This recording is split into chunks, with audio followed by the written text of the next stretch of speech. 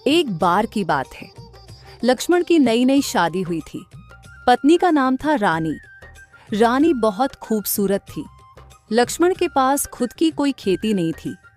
वो उस गांव के जमींदार बलवंत राय के यहाँ काम पर जाया करता था। एक दिन लक्ष्मण के लिए खाना लेकर रानी खेत जाती है। अरे रानी, तुम क्यों आ गई? मैं आपका कब से इंतजार कर रही थी। आप घर आए ही नहीं, इसलिए मैंने सोचा कि मैं ही खाना लेकर आपके पास चले आती हूँ। वैसे भी घर बैठे बैठे मैं भी तंग आ चुकी हूँ। मुझे घूमना फिरना बहुत पसंद है। इसी बहाने मैंने सोचा मैं भी बाहर टहल लूंगी। दोनों बात कर ही रहे होते हैं, तभी बलवंत राय की नजर रानी पर पड़ती है। वह उस देखता ही रह जाता है। मन ही मन सोचता है, इस लक्ष्मण की पत्नी तो बहुत ही खूबसूरत है। अच्छा, तो इसलिए लक्ष्मण ने इतने दिनों तक अपनी पत्नी को घर में छुपा कर रखा था। कोई नहीं, आखिर आज यह मेरे सामने आ ही गई। इतनी खूबसूरत औरत तो हमारे पूरे गांव में नहीं है। वाकई में लक्ष्मण बहुत अच्छी किस्मत लेकर आया है। लेकिन ऐसे देखा जाए तो इस लक्ष्मण के नसीब में ये नहीं होनी चाहिए। ये तो मेरे जैसे के नसीब में होनी चाहिए, क्योंकि इस लक्ष्मण की औकात नहीं है कि इतनी सुंदर पत्नी इसको मिल सके। इसकी जगह लक्ष्मण के घर नहीं, मेरे घर में है। कुछ ना कुछ जुगाड़ करना होगा। अरे लक्ष्मण, जरा यहां तो आना। जी मालिक, आपने बुलाया? अच्छा, तो ये तुम्हारी पत्नी है? तुमने तुम्हारी पत्नी से मिलवाया नहीं? हाँ मालिक, माफ करना, मैं तो भूल ही गया। इसका नाम रानी है। आज काम थोड़ा ज्यादा था तो घर जा नहीं पाया, इसलिए ये खेत चली आई। अच्छा, वैसे इसे थोड़ा घुमा फिरा दिया करो। घर बैठे बैठे बेचारी तंग आ चुकी होगी। इसे थोड़ा बाहर का माहौल भी तो देखने दो। सबसे घुल मिलकर रहेगी तो अच्छा रहेगा। इसे हमारे बारे में तो पता है ना। नहीं मालिक, यह आपको पहली बार देख रही है। रानी, यह हमारे मालिक है। यह सारा खेत इनका है। हमारे गांव के सबसे रईस आदमी है। हमारा घर इनके भरोसे ही चलता है। जी नमस्ते, आपसे मिलकर अच्छा लगा। वैसे आपका बहुत बहुत शुक्रिया। अगर आप ना होते तो पता नहीं घर का गुजारा कैसे हो पाता। अरे नहीं रानी, इसमें धन्यवाद की कोई बात नहीं है। वैसे हम तो तुम्हारे अपने ही हैं, है ना लक्ष्मण? जी मालिक, आप ठीक कह रहे हैं। अच्छा रानी, तुम जाओ, मैं खाना खा लूंगा। रानी वहां से चली जाती है। बलवंत राय उसे देखता ही रह जाता है। थोड़े दिन बीत जाते हैं। बलवंत राय लक्ष्मण से कहता है, अरे लक्ष्मण, कल हमारा जन्मदिन है। उसके लिए हमने दावत रखी है। तुम अपनी पत्नी को लेकर जरूर आना। जी मालिक, जरूर। आपने बुलाया, ये तो मेरा सौभाग्य है। मैं जरूर आऊंगा। लक्ष्मण, तुम इतने सालों से मेरे यहाँ काम कर रहे हो। तुम मेरे अपनों की तरह हो। तुम्हें तो बुलाना बनता है। और हाँ, रानी को जरूर लेकर आना। इसी बहाने वह हमारा घर भी देख लेगी। जी मालिक, जरूर। दूसरे दिन लक्ष्मण रानी को लेकर बलवंत राय के घर जाता है। बलवंत राय का घर देखकर रानी दंग रह जाती है। इतना बड़ा घर! काश हमारे पास इतना बड़ा घर रहता। ये कितना आलीशान है। यहाँ रहने में कितना मजा आएगा। सचमुच इनके सेठ की तो बात ही अलग है। अरे आओ लक्ष्मण, मैं तुम्हारा ही इंतजार कर रहा था। मुझे अभी पता चला। दरअसल खेत में पानी का पाइप टूट चुका है। सारा पानी नीचे बह रहा है। तुम्हें अभी के अभी वो काम करना है, वरना बहुत पानी बर्बाद हो जाएगा। जी मालिक, मैं अभी खेत जाता हूँ। रानी, तुम घर जाओ, मैं थोड़ी देर में आ जाऊंगा। अरे नहीं लक्ष्मण, रानी को क्यों घर भेज रहे हो? उसे यहाँ थोड़ी देर रहने दो। हमारा जन्मदिन है, हमने दावत रखी है। बिना खाना खाए मैं नहीं जाने दूंगा। तुम खेत का काम देखकर आ जाओ, उसके बाद तुम भी खाना खाकर ही जाना। तब तक रानी को यही रहने दो और इसकी चिंता मत करो। हम हैं ना, हम तो तुम्हारे अपने ही हैं। तुम निश्चिंत होकर जाओ। अगर तुम्हें देरी भी हो गई तो मैं रानी को घर भिजवा दूंगा। जी ठीक है मालिक, मैं अभी खेत जाकर आता हूँ। बलवंत राय बहाने से लक्ष्मण को वहां से भेज देता है और रानी से कहता है, और बताओ रानी, तुम्हें हमारा घर कैसा लगा? बहुत ही अच्छा है सेठ जी। इतना बड़ा घर तो मैंने कभी नहीं देखा। सचमुच सब कुछ बहुत बढ़िया है। वैसे रानी, बुरा मत मानना, लेकिन तुम ये कैसी साधारण सी साड़ी पहनकर आई हो? अरे हमारा जन्मदिन है, इतनी बड़ी दावत है, कुछ अच्छा पहन के आती। माफ करना सेठ जी, लेकिन मेरे पास यही कपड़े थे। दरअसल मेरे पास इतनी अच्छी साड़ियाँ नहीं हैं। अरे मुझे कह देती तो मैं तुम्हारे लिए एक क्या 10 साड़ी भिजवा देता। मेरे पास पैसों की कोई कमी नहीं है। वैसे रानी, तुम पर यह साधारण सी साड़ी अच्छी नहीं दिखती। तुम बहुत खूबसूरत हो। तुम्हें तो कोई अच्छी सी जरी वाली साड़ी पहननी चाहिए जी, जो तुम्हारे लायक हो। क्या हमारा ऐसा नसीब कहाँ कि हमें इतनी महंगी साड़ियाँ पहनने को मिले। हम तो जैसे तैसे अपना घर चलाकर गुजारा करते हैं। वैसे रानी, तुमने इस लक्ष्मण में ऐसा क्या देखा जो इससे शादी कर ली? तुम्हें तो बहुत अच्छा लड़का मिल सकता था, क्योंकि तुम्हें कोई कमी नहीं है। तुम वाकई में बहुत अच्छी हो। जी आप सही कह रहे हैं, लेकिन यह मेरा नहीं, मेरे चाचा का फैसला था। दरअसल मेरे माँ बाप नहीं हैं। मैं बचपन से मेरे चाचा के यहाँ रह रही थी। उनके पास इतने पैसे नहीं थे कि वह किसी अच्छे और बड़े घर में मेरा रिश्ता तय कर सके। सच कहूँ तो मेरा भी यही सपना था कि मेरी शादी किसी बड़े से घर में हो, मेरे पास सब कुछ हो। लेकिन रानी, लक्ष्मण तुम्हें कभी कुछ नहीं दे पाएगा। तुम्हारी सारी जिंदगी गरीबी में ही बीत जाएगी। लेकिन अब कर भी क्या सकते हैं सेठ जी? शायद मेरा नसीब भी ऐसा है। बलवंत राय मन ही मन सोचता है, इसकी बातों से तो ये लग रहा है इसको फंसाना बाएं हाथ का खेल है। शायद यह भी यही चाहती है। वैसे रानी, नसीब बदल भी जा सकता है। जी सेठ जी, मैं कुछ समझी नहीं। कोई बात नहीं, धीरे धीरे सब समझ जाओगी। तुम एक काम करो, मेरे कमरे में जाओ। वहां मेरी पत्नी की बहुत अच्छी अच्छी साड़ियां हैं। तुम्हें जो भी साड़ी पसंद आए तुम उसे पहन लो, क्योंकि तुम्हारी यह साधारण सी साड़ी मुझे बिल्कुल अच्छी नहीं लग रही। लेकिन सेठ जी, मैं आपकी पत्नी की साड़ी कैसे पहन सकती हूँ? रानी, मेरी पत्नी इस दुनिया में नहीं है। उसे गुजरे हुए तो 5 साल हो गए। उसके कपड़े और गहने ऐसे ही पड़े हैं, जिन्हें कोई पहनने वाला नहीं। उसके जाने के बाद मैंने दूसरी शादी नहीं की, क्योंकि मुझे कोई लड़की पसंद ही नहीं आई जिससे मैं शादी कर सकूं। नहीं तो मैं जिस भी लड़की से शादी करता, वो लड़की इस घर में राज करती, बिल्कुल रानी की तरह जिंदगी जीती। महंगे महंगे कपड़े, साड़ियां, जेवर में उसके लिए सब कुछ करता। उसे बिल्कुल अपने पलकों पर बिठा कर रखता। अब सबका नसीब तुम्हारी तरह थोड़ी होता है। अब तुम्हारे नसीब में लक्ष्मण है, जो तुम्हें कुछ नहीं दे सकता। लेकिन जो मेरे नसीब में होती तो मैं उसे रानी की तरह रखता। खैर, अब ईश्वर की जैसी मर्जी। जब ईश्वर की मर्जी होगी तब कोई ना कोई जरूर मिल ही जाएगी। रानी के मन में लालच जाग जाता है और वह बलवंत राय के कमरे में जाती है और एक बहुत अच्छी साड़ी पहन लेती है। वाकई में यह साड़ी कितनी अच्छी है। सचमुच ये काफी पैसे वाले हैं। उनकी पत्नी जो कोई भी थी, कितनी नसीब वाली थी। और यहाँ कितने अच्छे अच्छे गहने हैं। काश सब कुछ मेरे पास होता। लेकिन मेरे नसीब में तो वह भिखारी लक्ष्मण ही लिखा था, जो मुझे कभी कुछ नहीं दे पाया। इन्होंने मुझे इतनी महंगी साड़ी पहनने के लिए दी, लेकिन मेरे खुद के पति ने कभी मुझे तोहफे में कुछ नहीं दिया। और यह कमरा भी कितना आलीशान है।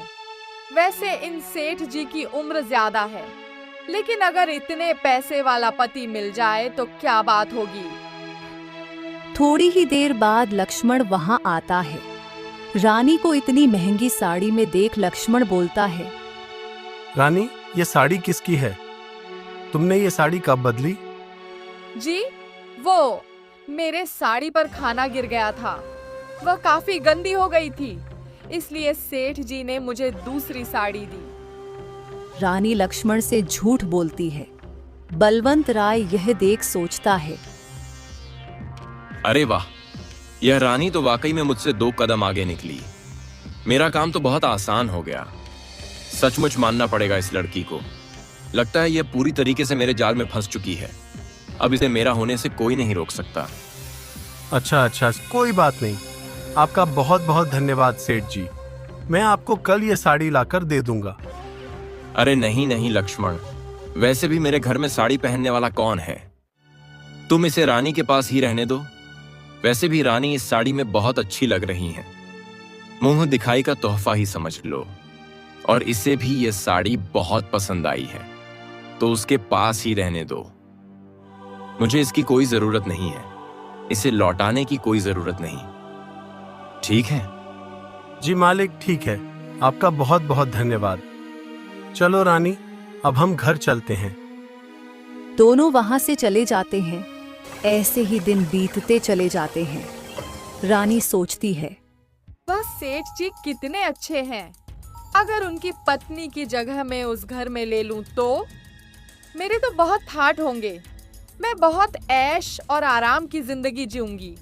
मुझे इस छोटे से और घटिया घर में रहने की कोई जरूरत नहीं पड़ेगी। वैसे भी यह लक्ष्मण मुझे कभी कुछ नहीं दे पाएगा। मुझे कुछ ना कुछ करना होगा और इस लक्ष्मण से पीछा छुड़ाना होगा। रानी भी जानबूझकर सेठ के घर के बाहर टहलने लगती है। बलवंत राय उसे देख उसे अपने घर बुलाता है। कैसी हो रानी, और कहां जा रही थी? जी, वो मैं यहीं से गुजर रही थी। चक्की पर गेहूं दिया था, बस वही आटा लेने जा रही थी। लक्ष्मण भी ना, ये सारे काम उसे करने चाहिए। वह तुमसे इतने काम क्यों करवाता है? इतनी धूप में निकलोगी तो कहीं तुम्हारा रंग सांवला ना पड़ जाए, और तो और तुम्हारी तबीयत भी खराब हो सकती है। तुम्हें तो घर बैठकर सिर्फ आराम करना चाहिए। मेरा ऐसा नसीब कहाँ कि मैं घर बैठकर आराम कर सकूं। ये काम तो मुझे करने ही पड़ते हैं। मेरे पति तो दिन भर खेत में काम करते हैं। घर के सारे काम तो मुझे ही देखने होते हैं। वैसे रानी, तुम बुरा ना मानो तो तुम्हें एक बात बताऊं। अगर तुम मेरी पत्नी की जगह होती तो मैं तुमसे कोई भी काम नहीं करवाता। तुम्हारे आगे नौकरों की लाइन लगा देता। तुम बस उन नौकरों पर हुक्म चलाती और वह तुम्हारा सारा काम कर देते। तुम दिन रात आराम फरमाती। तुम जो मांगती वह सब कुछ तुम्हें मिल जाता। सेठ जी, कहाँ मैं और कहाँ आप? यह कैसे हो सकता है? मेरा नसीब इतना अच्छा नहीं है कि मैं इतने घर में रह सकूं। अरे रानी, मैं चाहूं तो पल भर में तुम्हारा नसीब बदल सकता हूं। बस तुम्हारी एक हाँ की जरूरत है। एक बार हाँ कर दो, मैं तुमसे वादा करता हूं, तुम्हें जिंदगी भर की सारी खुशियां दूंगा। जो तुम चाहती हो तुम्हें सब कुछ मिलेगा। रुपए, पैसे, जवारत सब कुछ मिलेगा। क्या आप सच कह रहे हैं? मुझे यह सब कुछ मिल सकता है? तुम्हारी कसम खाकर कहता हूं रानी, तुम्हें सचमुच की रानी की तरह रखूंगा। बस तुम एक बार उस लक्ष्मण को छोड़ मेरे पास आ जाओ, फिर देखना तुम्हारी जिंदगी कैसे बदलता है। वैसे रानी, मुझे तो तुम उसी दिन पसंद आ गई थी जिस दिन मैंने तुम्हें पहली बार देखा था। तब मुझे तुम्हें देखकर तुम्हारे लिए बहुत बुरा भी लगा था कि तुम्हारी शादी उस भिखारी लक्ष्मण से हुई है, जबकि उसकी कोई औकात नहीं है। तुम्हारी शादी तो मेरे जैसे रईस आदमी से होनी चाहिए थी। आप बिल्कुल सच कह रहे हैं। सचमुच उस लक्ष्मण ने मुझे कभी कोई तोहफा नहीं दिया और ना ही कभी मुझे खुश रखने की कोशिश की। आज तक उन्होंने मुझे एक साड़ी तक दिलाकर नहीं दिए। गहने तो दूर की ही बात है। मैं उसके साथ कभी खुश नहीं रह पाऊंगी। मुझसे ये गरीबी में जीवन जीना नहीं होता। इसलिए तो कह रहा हूं, उसे छोड़ मेरे पास चली आओ।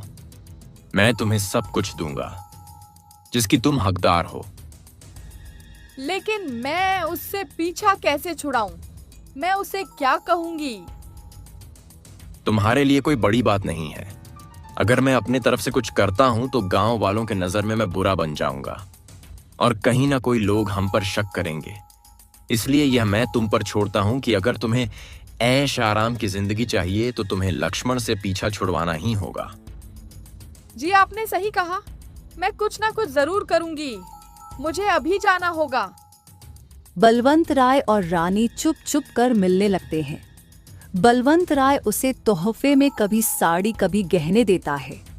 एक दिन लक्ष्मण साड़ी और गहने देख रानी से पूछता है, रानी, ये साड़ी तो तुम्हारी नहीं है और ना ही ये गहने तुम्हारे हैं।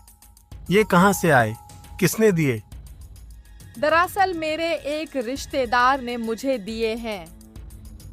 तुम्हारा ऐसा कौन सा रिश्तेदार है जो तुम्हें इतने महंगे कपड़े और गहने दे रहा है? सच सच बताओ रानी, क्या बात है? तुम किससे ये सब ले रही हो? तुम कोई गलत काम तो नहीं कर रही ना? तुम्हें क्या करना है? और वैसे भी मैंने इन सब के लिए तुमसे तो पैसे नहीं मांगे, और अगर मांगती भी तो तुम्हारे पास है ही क्या जो तुम मुझे दे पाते? 2 वक्त का खाना तो ठीक से झूठा नहीं पाते, और बड़े आए गहने और साड़ी की बात करते हैं। तुम्हारी जानकारी के लिए बता दूं, यह सब मुझे सेठ जी ने दिया है, पर मुझे नहीं लगता इसमें कोई गलत बात है, क्योंकि तुम मेरे लिए कभी कुछ नहीं कर सकते, लेकिन वह सेठ जी मेरे लिए बहुत कुछ कर सकते हैं। वह तुमसे काफी अच्छे और पैसे वाले हैं। तुम अपनी औकात देखो और उनकी औकात देखो। मेरा तो बचपन से सपना था किसी बड़े घर में मेरी शादी हो, लेकिन पता नहीं मेरे चाचा ने तो मैश क्या देखा जो तुम्हारे पल्ले बांध दिया। मैं तो तुमसे शादी करके पछता रही हूँ। मुझे तुमसे पीछा छुड़ाना है। सुन लो, मैं तुमसे तलाक चाहती हूँ और तुमसे छुटकारा चाहती हूँ, ताकि मैं अपनी मन मर्जी कर सकूं। मैं इस बंधन में और नहीं रहना चाहती। तुम जैसी जिंदगी मुझे दे रहे हो, मुझे वह जिंदगी नहीं चाहिए। मुझे आजाद कर दो। लक्ष्मण सारी बातें समझ जाता है कि बलवंत राय और रानी उसे धोखा दे रहे हैं। उसे बहुत बड़ा धक्का लगता है। उसके पैरों तले मानो जमीन खिसक जाती है। तो मेरे पीठ पीछे ये सब चल रहा है और बात इतनी आगे पहुंच गई कि तुम मुझे तलाक देना चाहती हो? अपनी उम्र देखो रानी, और उस सेठ की उम्र देखो। तुम और वो सेठ, छी! मुझे तो सोचते हुए भी शर्म आती है। तुम दोनों के दिमाग में इतनी घटिया बात आई कैसे? मुझे सिर्फ पैसों से मतलब है, उम्र से नहीं। भले ही उनकी उम्र मुझे कहीं ज्यादा है, लेकिन उनके पास तुमसे कहीं ज्यादा धन दौलत, जो तुम मर भी जाओ ना तो भी नहीं दे सकते। मैंने एक बार कह दिया तो कह दिया। मैंने फैसला कर लिया है। मुझे तुम्हारे साथ नहीं रहना। तुम चाहे कुछ भी कर लो, मैं तुम्हारे साथ नहीं रहूंगी। घर को छोड़कर चले जाओ, वरना मैं ही तुम्हारे घर को छोड़कर उनके पास चली जाती हूँ। लक्ष्मण का दिल पूरी तरह से टूट जाता है। रानी उसकी एक नहीं सुनती। लक्ष्मण बाहर चला जाता है और सोचता है, मैंने तो सपने में भी नहीं सोचा था कि सेठ जी और रानी ऐसा कुछ करेंगे। ए भगवान, इतना बड़ा दुख देने से पहले तूने मुझे मार क्यों नहीं दिया? अगर यह मेरी कोई परीक्षा है तो मुझे शक्ति दे कि मैं परीक्षा से लड़ सकूं, और अगर यह मेरे भले के लिए हो रहा है तो मुझे वो भलाई देखने की क्षमता दे। मैं जानता हूं आप जो भी करते हैं वह भले के लिए होता है, और अगर मुझसे कोई गलती हो गई है तो मुझे क्षमा कर दे। मुझे इतनी बड़ी सजा मत दे। मैं अब उस घर में नहीं लौट सकता। कल को यह बात गांव में पता चली तो लोग मेरे मुंह पर थूकेंगे, मेरे बारे में क्या क्या बात करेंगे। मैं लोगों के ताने नहीं सुन सकता। इससे अच्छा मैं अब दोबारा उस घर में नहीं जाऊंगा। वैसे भी रानी ने तो मुझे ठुकरा ही दिया है। उसे मुझसे ज्यादा पैसे से प्यार है। अब मैं इस घर में और इस गांव में और नहीं रह सकता। मुझे यहाँ से कहीं दूर जाना होगा। ऐसा कहकर लक्ष्मण उसे गांव को छोड़कर चला जाता है। बहुत दूर जाने के बाद वह बहुत थक जाता है और लोगों से मदद मांगता है। उसकी कोई भी मदद नहीं करता।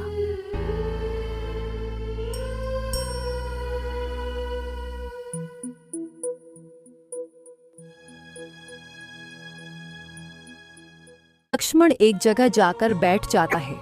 वह देखता है कि वहां एक गाय होती है जिसके पैर में चोट लगी होती है। हे भगवान, इसे तो चोट लगी है, शायद इसीलिए चल नहीं पा रही। एक काम करता हूँ, इसकी चोट पर पट्टी बांध देता हूँ। लक्ष्मण उस गाय के पैर पर पट्टी बांध देता है। तुम यहीं रुको, मैं कहीं पानी मिले तो देखता हूँ। लक्ष्मण उस गांव में कुएं की तलाश करता है और फिर लक्ष्मण को एक कुआं मिल जाता है और वह पानी लाकर उसे पानी पिलाता है और खुद भी पेट भरकर पानी पीता है। अब अच्छा लग रहा है, थोड़ा सुकून महसूस हो रहा है। एक काम करता हूँ, थोड़ी देर तुम्हारे पास ही बैठ जाता हूँ।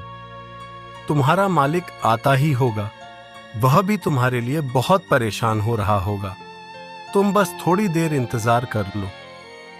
तभी वहां पर दो आदमी आते हैं और लक्ष्मण से कहते हैं, यह देखो, गाय तो यहाँ है। कौन है तू? तुम्हारी हिम्मत कैसे हुई हमारे सेठ जी की गाय चुराने की? तुम्हें सेठ जी जिंदा नहीं छोड़ेंगे।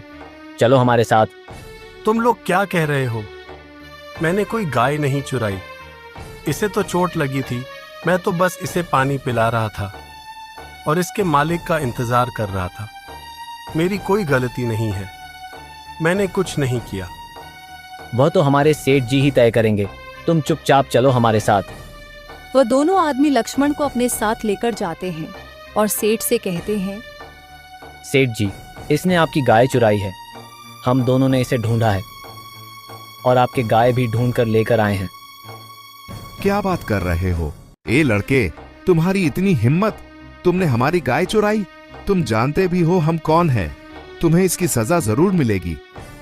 सेठ जी, मैं बहुत गरीब और साधारण आदमी हूँ। मैं और चोरी बिल्कुल भी नहीं। इन दोनों को गलत फहमी हुई है। दरअसल आपके गाय को चोट लगी थी, इसलिए वह चल नहीं पा रही थी। मैंने आपके गाय को नहीं चुराया है। मैंने तो उसकी चोट पर मरहम पट्टी लगाई और उसे पानी भी पिलाया, क्योंकि गाय बहुत कड़ी धूप में वहां बैठी थी। मैंने गाय नहीं चुराई, मेरा यकीन कीजिए। सेठ गाय को जाकर देखते हैं तो उसे सचमुच उसके पैर पर पट्टी बंधी हुई दिखाई देती है। सेठ जी सारी बातें समझ जाते हैं और बोलते हैं, तुम बिल्कुल सच कह रहे हो। माफ करना, मेरे आदमियों से गलती हो गई। और तुम दोनों, तुम मुझे पूरी बात नहीं बता सकते थे? पहले पूरी बात का पता लगाया करो, उसके बाद ही किसी पर इल्जाम लगाया करो। जानबूझकर तुमने इस निर्दोष आदमी पर इल्जाम लगा दिया। आज तुम्हारी वजह से हम एक निर्दोष आदमी को सजा देने जा रहे थे। तुम दोनों की तो मैं बाद में खबर लेता हूँ। इसने एक जानवर की मदद की है। उसने हमारी गाय के पैर पर पट्टी बांधी और तो और उसे पानी भी पिलाया। सचमुच नौजवान, इसके लिए हम तुम्हारा धन्यवाद करते हैं और माफी भी मांगते हैं। कोई बात नहीं सेठ जी, मैं चलता हूँ। अरे रुको, तुम्हारा नाम तो बताओ। कहाँ के रहने वाले हो और तुम कहाँ जा रहे हो? जी सेठ जी, मेरा नाम लक्ष्मण है और मैं कहाँ जा रहा हूँ इसका तो मुझे भी पता नहीं है। मेरा कोई ठिकाना नहीं है। पता नहीं, जहां ईश्वर भेजेगा वहां चला जाऊंगा। लक्ष्मण, कोई परेशानी है क्या? तुम हमें बता सकते हो। मैं तो कहता हूं, अभी समय भी काफी हो चुका है। तुम आज की रात यहीं रुक जाओ। नहीं सेठ जी, मैं आपको तकलीफ नहीं देना चाहता। अरे इसमें तकलीफ कैसी? तुमने हमारी गाय के लिए कितना कुछ किया, ये मेरा धन्यवाद ही समझो। और तो और मेरे आदमी ने बिना कुछ जाने तुम पर इल्जाम लगा दिया और तुम्हें तकलीफ दी। इसके लिए मैं माफी के तौर पर तुम्हारी खातिरदारी करने का एक मौका चाहता हूं। आज की रात यहां रुक जाओ, सवेरे चले जाना। लक्ष्मण के पास भी कोई सहारा नहीं था। वह मान गया और उस रात वहीं रुक गया। लक्ष्मण को एक कमरा दिया गया। लक्ष्मण को बहुत ही स्वादिष्ट भोजन परोसा गया। इतना स्वादिष्ट भोजन देख लक्ष्मण बोला, इतना स्वादिष्ट और अच्छा भोजन, पता नहीं मुझे आगे मिलेगा भी या नहीं। एक काम करता हूं, इसमें से कुछ भोजन पा लेता हूं और बाकी का बचाकर रखता हूं ताकि सफर में काम आ सके।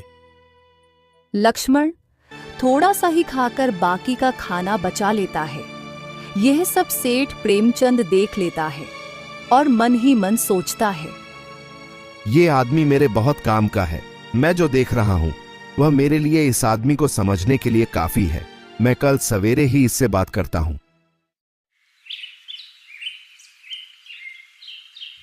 फिर दूसरे दिन प्रेमचंद लक्ष्मण से बोलता है, लक्ष्मण, वैसे तुम यहां से कहां जाने वाले हो और तुम काम क्या करते हो? जी सेठ जी, फिलहाल तो कुछ नहीं, बस काम की ही तलाश में हूं और रहने का भी कुछ ठिकाना नहीं है। लक्ष्मण, मैं चाहता हूं कि तुम यहीं रहकर मेरे लिए काम करो। मैं तुम्हें एक बहुत बड़ी जिम्मेदारी का काम सौंपता हूं। मुझे यहां किसी पर यकीन नहीं है, लेकिन मैं तुम ऊपर यकीन कर सकता हूं। सेठ जी, आप मेरे बारे में जानते हैं कितना हो। आप मुझे इतनी बड़ी जिम्मेदारी क्यों दे रहे हैं? लक्ष्मण, मुझे तुम्हारे बारे में जितना जानना था मैं जान गया हूं। जो आदमी जानवरों की इतनी परवाह करता है, और तो और जो आदमी अपने खाने में से थोड़ा सा निवाला खाकर उस खाने को बचाता है ताकि भविष्य में काम आ सके, उस आदमी पर आंख बंद करके यकीन कर सकता हूं। मैं अच्छी तरह से जानता हूं कि तुम मेरे भरोसे को कभी नहीं तोड़ोगे। तुम आज से यहीं रहोगे और मेरे साथ काम करोगे। मेरे पास बहुत सारे खेत हैं, उसमें काम करने वाले बहुत मजदूर हैं। उन सारे मजदूर की जिम्मेदारी मैं तुम्हें देता हूं। सारे मजदूर की और उनकी तनख्वाह की देखरेख भी तुम करोगे।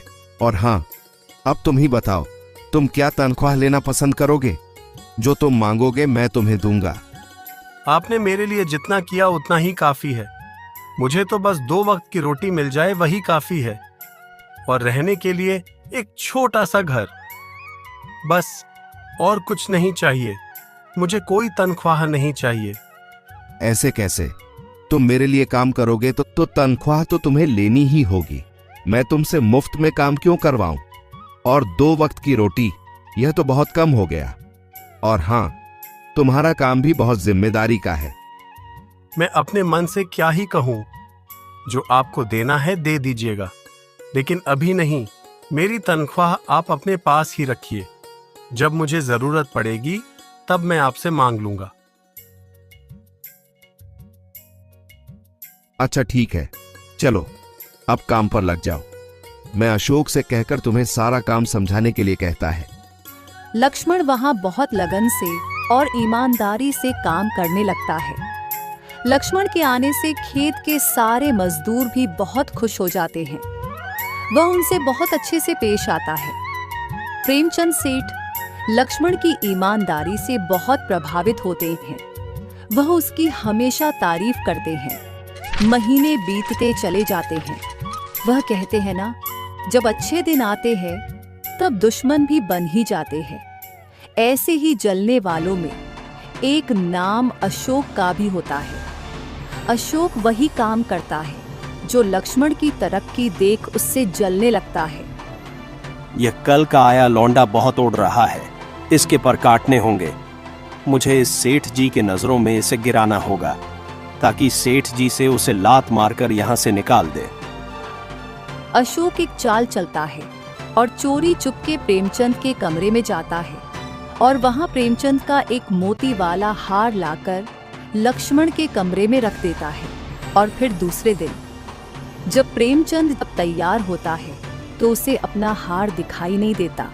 वो नौकर से पूछताछ करता है तो अशोक कहता है, सेठ जी, आपका वह हार लक्ष्मण ने चुराया है। आप उसकी कमरे की तलाशी लीजिए, आपको हार वहीं मिल जाएगा। ये तुम क्या बकवास कर रहे हो? लक्ष्मण ऐसा काम कर ही नहीं सकता। और तुम्हारी उससे क्या दुश्मनी है जो तुम सीधे लक्ष्मण का नाम ले रहे हो? तुम्हारे पास क्या सबूत है? सेठ जी, मैं आपसे कह रहा हूं ना, आप एक बार लक्ष्मण के कमरे की तलाश लीजिए, आपको हार वहीं मिल जाएगा। दरअसल सेठ जी लक्ष्मण जैसा दिखता है वैसा है नहीं। उसने आपको अपनी बातों के जाल में फंसाया है। उसने जानबूझकर यह दिखाया कि वह बहुत गरीब और ईमानदार है, जबकि सेठ जी वो एक धोखेबाज है, लोगों को लूटने का काम करता है और वह यहाँ यही करने आया है। आप उसके जाल में आ गए और उसे यहाँ रख लिया। देख लेना सेठ जी, एक दिन वह आपको बर्बाद करके छोड़ेगा। आपको मुझ पर यकीन नहीं आता तो आप उसके कमरे में जाकर क्यों नहीं देख लेते? क्या बकवास किए जा रहे हो? हमें तुम्हारी बातों पर बिल्कुल भी यकीन नहीं है, लेकिन फिर भी तुम्हारा मुंह बंद करने के लिए हम लक्ष्मण के कमरे की तलाशी लेते हैं। बाकी मुझे लक्ष्मण पर पूरा भरोसा है कि लक्ष्मण ऐसा कर ही नहीं सकता। फिर प्रेमचंद अशोक के साथ लक्ष्मण के कमरे में जाता है और तलाश करने लगता है। लक्ष्मण कहता है, क्या बात है अशोक जी और सेठ जी, आप यहाँ? कुछ हुआ है क्या? उसकी बातों का कोई जवाब नहीं देता। तभी अशोक बिस्तर के नीचे से हार निकाल लेता है और सेठ से कहता है, देखिए सेठ जी, यही वो हार है। मैंने आपसे कहा था ना कि यह हार लक्ष्मण ने ही चुराया है। अब तो आपको मेरी बातों पर यकीन हो गया ना कि मैं झूठ नहीं बोल रहा था। मैंने इस लक्ष्मण की सच्चाई बहुत पहले ही जान ली थी, लेकिन मेरे पास कुछ सबूत नहीं था। आपकी आंखों पर इसकी ईमानदारी की पट्टी जो बंदी थी, लेकिन अब आपको पता चला कि यह कितने बड़ा धोखेबाज है। ये सारी बातें सुनकर सेठ जी के पैरों तले जमीन खिसक जाती है और लक्ष्मण को भी बहुत बड़ा धक्का लगता है। ये हो क्या रहा है? ये हार यहाँ कैसे आया? सेठ जी, मैंने कोई हार नहीं चुराया। मैं तो खुद हैरान हूँ कि मेरे कमरे में कैसे आया। झूठ मत बोल साले, पकड़ा गया तो नाटक कर रहा है। ये हार तूने ही चुराया है। मैं तो तुझे बहुत पहले ही पहचान गया था कि तू यहाँ चोरी करने की इरादे से आया है। नहीं तो आप ही सोचिए सेठ जी, बिना तनख्वाह के या आपके लिए काम कर रहा था और बदले में सिर्फ 2 वक्त की रोटी मांग रहा था। वह इसलिए ताकि आप इस पर यकीन कर सके और इसे आपके तिजोरी पर हाथ साफ करने का मौका मिले। आज उसने आपका हर चुराया है, कल को यह तो आपकी तिजोरी ही साफ कर जाता और आपको पता भी नहीं चलता। सेठ जी, इसे सजा जरूर मिलनी चाहिए। नहीं सेठ जी, यह सरासर झूठ है। मैंने ऐसा कुछ नहीं किया है। आपको तो मुझ पर यकीन है ना? आप कुछ बोलते क्यों नहीं? आप चुप क्यों हो? मुझ पर यकीन कीजिए। सेठ जी, कुछ तो बोलिए, मैंने ये नहीं किया है। लक्ष्मण, कुछ बोलने के लिए बचा ही क्या है? लेकिन तुम्हें सजा देने के लिए मेरा मन नहीं मानता, इसलिए मैं तुम्हें कोई सजा नहीं दूंगा। बस तुम चुपचाप यहां से चले जाओ। दोबारा मुझे अपनी शक्ल मत दिखाना। यह बात सुनकर लक्ष्मण के दिल को बहुत ठेस पहुंचती है। उसका दिल टूट जाता है। और हाँ लक्ष्मण, आज तक तुमने मेरे लिए जितना भी काम किया है उसके पैसे भी लेकर जाओ। तुम्हारे महीने की सारी तनख्वाह मेरे पास जमा है, वह भी जाते जाते लेकर जाओ। नहीं सेठ जी, मुझे कुछ नहीं चाहिए। जब आपको मुझ पर यकीन ही नहीं तो मैं आपसे पैसे क्यों लूं? आपकी नजरों में तो मैं एक चोर हूं ना?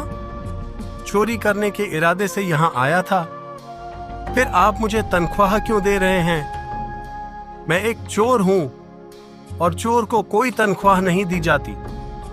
मैं जा रहा हूं सेठ जी, मुझे कुछ नहीं चाहिए। प्रेमचंद को मन ही मन बहुत बुरा लगता है, लेकिन वह मजबूर होता है और लक्ष्मण को रोक नहीं पाता। लक्ष्मण वहां से चला जाता है। लक्ष्मण रास्ते में बैठकर सोचता है, हे भगवान, यह कैसी परीक्षा है। आपने एक बार नहीं 2 बार मेरे साथ ऐसा किया है। पहले तो मुझे मेरी पत्नी से बहुत बड़ा धोखा मिला, उसके बाद सेठ जी ने भी मुझे घर से निकाल दिया, वह भी ऐसे ही नहीं, मुझ पर चोरी का झूठा इल्जाम लगाकर। मैं जब भी उठने की कोशिश करता हूँ फिर से गिर जाता हूँ। आप कब तक मेरी ऐसे ही परीक्षा लेते रहोगे?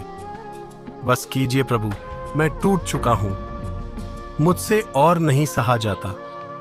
जब भी किसी को अपना मानने लगता हूँ वही मुझे धोखा दे जाता है। बस कीजिए प्रभु। लक्ष्मण को परेशान दे एक बाबा वहां आते हैं और लक्ष्मण से कहते हैं, बहुत परेशान दिख रहे हो बेटा, क्या बात है? कुछ नहीं बाबा, बस किस्मत का मारा हूं और कुछ नहीं। चाहे जितने भी बड़ी समस्या क्यों ना हो, याद रखना ईश्वर सदा सत्य का साथ देते हैं। भले ही सत्य कुछ देर के लिए छुपा रहे, लेकिन एक न एक दिन सामने आ ही जाता है। जो कुछ भी होता है वह हमारे भोले के लिए ही होता है। भले ही तुम्हें अब तकलीफ हो रही है, तुम समझ नहीं पा रहे कि तुम्हारे साथ इतना बुरा क्यों हो रहा है, लेकिन हर बात के पीछे कोई ना कोई वजह जरूर होती है और वह वजह तुम्हारे सामने जरूर आएगी। फिक्र मत करो, यह समय जरूर गुजर जाएगा। और तुम्हारी हालत बहुत खराब लग रही है। लगता है तुमने काफी वक्त से कुछ खाया नहीं है। मेरे पास एक रोटी है, एक काम करो, उसे तुम खा लो, तुम्हें थोड़ा अच्छा महसूस होगा। जी धन्यवाद बाबा। ऐसा कहकर वह बाबा वहां से चला जाता है। लक्ष्मण गांव के ही बाहर एक पुराने से झोपड़ी में रहने लगता है। उसके घर के बाहर एक कुत्ता आता है जो बहुत दिन से भूखा होता है। लक्ष्मण वह एक रोटी खाने ही वाला होता है। तभी सोचता है, लगता है इस कुत्ते को भी बहुत भूख लगी है। एक काम करता हूँ, आधी रोटी से दे देता हूँ और आधी रोटी खाकर मैं पानी पी लूंगा। इस कुत्ते का कुछ तो पेट भर जाएगा। फिर लक्ष्मण आधी रोटी कुत्ते को डाल देता है। कुत्ता वह रोटी खा लेता है। थोड़ी ही देर बाद कुत्ता लक्ष्मण के कपड़े पकड़कर उसे खींचने लगता है, मानो उसे अपने साथ कहीं ले जाना चाहता हो। अरे छोड़ो, ये तुम क्या कर रहे हो? मेरे पास यही एक कपड़े हैं, फट जाएंगे, छोड़ो मुझे। कहाँ ले जा रहे हो? कुत्ता वही हरकत फिर से करने लगता है। लक्ष्मण सोच में पड़ जाता है। जरूर कोई बात है। हो सकता है इसका साथी कोई मुसीबत में हो या फिर कोई और बात हो। मुझे इसके साथ जाकर देखना चाहिए। अच्छा चलो चलो, मैं तुम्हारे साथ आता हूँ, तुम आगे चलो। लक्ष्मण उस कुत्ते के पीछे पीछे जाता है तो वो कुत्ता उसे एक जगह लेकर जाता है जहाँ एक गुफा होती है। लक्ष्मण उस गुफा के अंदर जाता है। उसके अंदर नीचे जाने का एक गुप्त रास्ता होता है। लक्ष्मण अंदर की ओर जाता है। लक्ष्मण बहुत घबराया हुआ होता है, फिर भी हिम्मत करके वह उस जगह तक पहुंचता है तो वहां का नजारा देख लक्ष्मण को अपनी आंखों पर यकीन नहीं होता। उसकी आंखें फटी की फटी रह जाती है। वह पूरी गुफा सोने के सिक्के और आभूषणों से भरी होती है। वहां सैकड़ों हीरे जवाहरात और बहुत बड़ा खजाना होता है। हे भगवान, यह मैं क्या देख रहा हूँ? कहीं यह सपना तो नहीं? इतना बड़ा सोने का खजाना, ये यहाँ आया कैसे? इस खजाने का मालिक कौन है? लक्ष्मण यहाँ वहाँ ढूंढने की कोशिश करता है तो उसे उस खजाने में ही एक पत्र मिलता है जिस पर लिखा होता है कि यह तुम्हारे नसीब में था। मैं इस राज्य का राजा युधिष्ठिर हूँ। मैं युद्ध के लिए जा रहा हूँ। मेरे लौटने की कोई उम्मीद नहीं है। जरूर तुम ईश्वर के चुने गए नेक बंदे हो। इस खजाने का इस्तेमाल तुम जरूरतमंद की मदद करने के लिए करना, या फिर तुम्हें जरूरत हो तो तुम रख लेना। याद रखना, अच्छे काम के लिए इस खजाने का इस्तेमाल करोगे तो यह और भी बरकत देगा। अगर बुरे काम के लिए इस्तेमाल करोगे तो यह तुम्हें बहुत बड़ी सजा देकर जाएगा। यह खत पढ़कर लक्ष्मण के पैरों तले जमीन खिसक जाती है। इसका मतलब इस खजाने का मालिक मर चुका है। यह खजाना पूरा मेरा है। हे भगवान, मैं तो सोच भी नहीं सकता था कि तू मुझे इतना कुछ देगा। मैंने तो इसकी कभी उम्मीद भी नहीं की थी। तेरा बहुत बहुत धन्यवाद भगवान।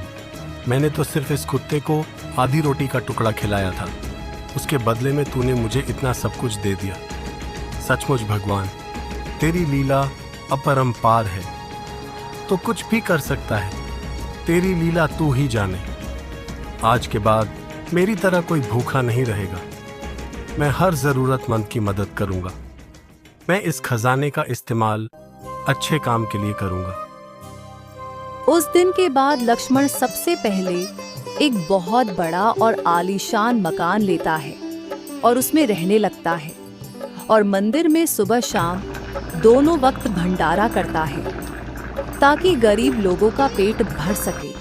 और तो और आसपास के सभी गांव में ऐलान करवाता है कि जिस किसी को भी जरूरत हो वह लक्ष्मण के पास जाकर मदद मांग सकते हैं। लक्ष्मण बहुत लोगों की मदद करता है, किसी को अनाज देता है तो किसी की बेटी के शादी के लिए पैसे देता है। सारे लोगों के नजर में लक्ष्मण बहुत महान बन चुका है। इधर अशोक सेठ जी के कमरे से तिजोरी की चाबी चुराते हुए पकड़ा जाता है। जब प्रेमचंद को इस बात की भनक पड़ती है, वह अशोक से कहते हैं, अच्छा, तो तुम हो वो आस्तीन के सांप। तुम्हारी हिम्मत कैसे हुई हमारी तिजोरी की चाबी चुराने की? तुम इतने सालों से यहाँ काम कर रहे हो, मैंने तुम पर इतना यकीन किया। अरे मैंने तुम्हारे कहने से उस बेचारे लक्ष्मण को काम से निकाल दिया, जबकि वह कितना नेक दिल था। कहीं तुमने उस पर झूठा इल्जाम तो नहीं लगाया? सच सच बता, उस दिन क्या हुआ था? वह हार उसने चुराया था या तुमने? अगर तुमने अब झूठ बोलने की कोशिश की तो तुम सोच भी नहीं सकते मैं तुम्हारा क्या हश्र करूंगा। डर के मारे अशोक सारी बातें बता देता है। सेठ को अशोक पर बहुत गुस्सा आता है। सेठ जी गुस्से में उसे काम से निकाल देते हैं और उस गांव से भी निकाल देते हैं। मैंने लक्ष्मण के साथ बहुत गलत किया। उसे कितना बुरा लगा होगा, जबकि उसने कुछ नहीं किया था। वह तो बस ईमानदारी से अपना काम कर रहा था। मुझे उसे ढूंढना होगा, उससे माफी मांगनी होगी। मुझे तब तक चैन नहीं आएगा। प्रेमचंद लक्ष्मण को ढूंढने के लिए अपने आदमी भेजता है। इधर लक्ष्मण के पास उसका आदमी बोलता है, मालिक, बाहर एक औरत आई है, पता नहीं कौन है, बहुत दूर से आई है। वह कह रही थी कि उसे काम की बहुत ज़रूरत है, बस 2 वक्त की रोटी ही मांग रही है और उसके पास रहने का भी कोई ठिकाना नहीं है, रहने के लिए जगह भी मांग रही है। अच्छा, कोई बात नहीं, तुम उस औरत को अंदर भेज दो। हम उसे काम भी देंगे और रहने के लिए जगह भी देंगे। उसे कहो फिक्र न करे। वह नौकर उस औरत को अंदर भेजता है। उस औरत को देखकर लक्ष्मण को बहुत बड़ा धक्का लगता है। वह औरत और कोई नहीं, रानी होती है। रानी भी लक्ष्मण को देखकर और उसके घर को देखकर दंग रह जाती है। उसके पैरों तले भी जमीन खिसक जाती है। आप यहाँ? इसका मतलब मैंने जितना भी सुना था वह आपके बारे में सुना था। मैं तो सोच भी नहीं सकती थी कि सारे गांव में जिसके नाम की चर्चा हो रही है वह आप है। मुझे माफ कर दीजिए, मैंने आपके साथ बहुत बुरा किया। शायद ईश्वर आज मुझे इसी बात की सजा दे रहा है। मेरे पास तो 2 वक्त की खाने की रोटी तक नहीं है। उस बलवंत राय ने मेरा इस्तेमाल करके मुझे छोड़ दिया। उसने मुझसे मेरा घर तक छीन लिया। उसने मेरे साथ धोखा किया। आपके जाने के बाद उसने मुझसे शादी नहीं की, बल्कि मेरा इस्तेमाल किया। और जब उनका मन भर गया, उन्होंने मुझसे अपना पीछा छुड़वाना चाहा। जब मैंने उनके खिलाफ जाने की कोशिश की, तो उन्होंने षड्यंत्र करके मेरा घर तक मुझसे छीन लिया और पूरे गांव के सामने मुझे बदचलन साबित कर दिया और मुझे ही गांव से निकाल दिया गया। सारे गांव वालों ने उस बलवंत राय पर ही यकीन किया। मेरा किसी ने साथ नहीं दिया। मेरे पास अब कुछ नहीं है, ना ही रहने का सहारा है। मेरी मदद कर दीजिए। मैं जानती हूँ मैं आपकी मदद के लायक नहीं हूँ, फिर भी हो सके तो मेरी थोड़ी मदद कर दीजिए। मैं आपका एहसान जिंदगी भर नहीं भूलूंगी। लक्ष्मण उसकी हालत देख कुछ बोल नहीं पाता और अपने आदमी से कहता है, इस औरत के रहने का इंतजाम करो और इसे हमारे आश्रम में काम भी दे दो। यह देख रानी बहुत चौंक जाती है और कहती है, आपको मुझ पर गुस्सा नहीं आ रहा? आखिर आप मुझे काम कैसे दे सकते हैं और रहने के लिए जगह भी दे रहे हैं? मैंने तो आपके साथ बहुत गलत किया, फिर भी आपने मुझसे एक शब्द भी नहीं कहा। ऐसा क्यों? मैं कौन होता हूँ तुम्हें कुछ कहने वाला? मुझे ईश्वर से कोई शिकायत नहीं है। आज मैं जो कुछ भी हूँ ईश्वर के भरोसे हूँ। तुमने उस दिन मेरे साथ जो कुछ भी किया, अगर तुम नहीं करती तो शायद आज मैं यहाँ नहीं होता। कहीं ना कहीं तुम्हारी वजह से ही आज मैं ये जिंदगी जी रहा हूँ और इतने सारे लोगों की मदद कर पा रहा हूँ। जो होता है अच्छे के लिए होता है, तो मैं तुम्हें किस बात की सजा दूं? तुम फिक्र मत करो, तुम्हारे रहने और खाने का इंतजार हो जाएगा। बस तुम्हारे और मेरे बीच में कोई रिश्ता नहीं रहेगा। ना ही तुम मेरी पत्नी हो और ना ही मैं तुम्हारा पति। यह बात हमेशा याद रखना कि हमारा कोई रिश्ता नहीं है। तुम मेरे लिए आम लोगों की तरह हो और मैं कभी किसी को मदद के लिए मना नहीं करता। रानी को यह सारी बातें सुन अपने आप पर बहुत घृणा आती है। उसे अपने किए का बहुत पछतावा होता है। एक दिन लक्ष्मण को सेठ प्रेमचंद मिलते हैं। प्रेमचंद लक्ष्मण को देख बहुत खुश हो जाते हैं और उसके गले लग जाते हैं और लक्ष्मण से कहते हैं, लक्ष्मण, मुझे माफ कर दे। मैंने तुम्हारे साथ बहुत बुरा किया। मैंने उस दिन तुम्हारे ऊपर यकीन नहीं किया। तुमने निर्दोष थे, तुमने कुछ नहीं किया था। मुझसे गलती हो गई, मुझे माफ कर दे। अरे नहीं नहीं सेठ जी, आप माफी मत मांगे। अगर उस दिन आपने मुझे वहां से नहीं निकाला होता तो आज मैं यहां नहीं होता। आज देखे सेठ जी, हजारों लोगों का पेट भर रहा है, हजारों लोग काम कर रहे हैं, उनका घर अच्छे से चल रहा है, वह काफी खुश है। आज कोई भूख से नहीं मर रहा। सारे लोगों के पेट आराम से भर जाते हैं। सुबह शाम यहाँ भंडारा होता है। यहाँ के सभी लोग बहुत खुश हैं, सुखी है। ये सब आपकी वजह से। अगर आपने उस दिन मुझे वहां से नहीं निकाला होता तो मैं उस जगह ना पहुंचता जहां से मुझे ये सब कुछ मिला है। तो आप मुझसे माफी मत मांगे, इसमें आपका बहुत बड़ा योगदान है। आपकी वजह से ही मैं आज इस जगह पर खड़ा हूं। धन्यवाद तो मुझे आपका करना चाहिए। सचमुच लक्ष्मण, तुम बहुत महान हो। मैंने तुम्हारे साथ बहुत बुरा किया, फिर भी तुम्हारे अंदर मेरे लिए कोई मैल नहीं है। सचमुच मैंने तुम्हें पहचान में गलती कर दी। शाबाश लक्ष्मण, तुम लोगों के लिए जो कर रहे हो शायद ही कोई कर पाता। सचमुच तुम बहुत अच्छा काम कर रहे हो। ईश्वर तुम्हें सदा खुश रखे।